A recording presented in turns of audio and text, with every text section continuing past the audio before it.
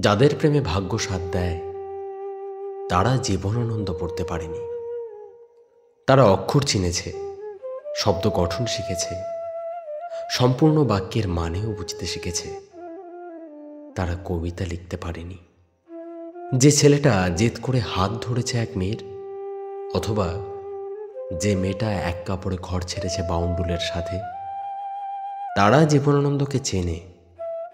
তাদের স্লেটে চক পেন্সিল দিয়ে বনলতা সেনের নামও লেখা থাকে। ভিজে আঁচল দিয়ে মুছে দেয় একবার, আবার যত্ন করে লেখে। ওরা জীবনানন্দকে চেনে, কবিতাও চেনে, তবে তবে বাক্য গঠনের পাঠ তারা শেখেনি। সত্যি কি শেখেনি? শিখতে চায়নি। সম্পর্কের কোনো ব্যাকরণ হয় না। প্রেম বলে কখনোই একটা শব্দ ছিল না, না, কখনোই ছিল না।